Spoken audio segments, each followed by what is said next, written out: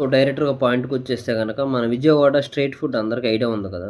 మంచి మంచి రుచులతో అందరం తింటా ఉంటాం అక్కడ. సో, కొంతమంది పెద్ద అధికారులైతే అక్కడ వాళ్ళు ఏమేమి మంచిగా యూజ్ చేస్తున్నారంటే మన గురించి కలర్స్ ఏమైనా వాడుతున్నారా? ఆయిల్ ఏంటి? సంథింగ్ ఏంటి? అంతా ఫుడ్ ఎలా ఉంటుందని చెకింగ్‌కైతే ఎళ్లారు.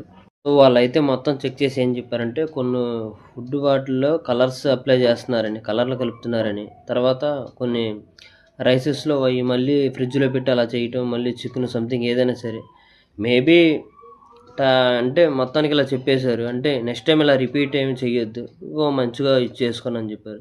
సో, వాళ్ళు డైరెక్టర్‌గా చెప్పిందేంటంటే ఇప్పుడు మనం కూడా ఫుడ్ తినటానికి వెళ్తా ఉంటాం కదా! మనం తినేటప్పుడు మన కళ్ళెదురుగా సంథింగ్ వాళ్ళేమైనా కలర్ అనేది కలిపినా సరే తెలుస్తా ఉంటాయి కదా! ఏమైనా సరే బై మిస్టేక్ ఏమైనా జరిగితే వాళ్ళు కంప్లెయింట్ ఇవ్వొచ్చంట. అది. ఇంక మేబీ ఎలా చెప్పండి సినిమాలో కూడా చూపిస్తా ఉంటారు కదా! దేశం పోవడం అంటే మనం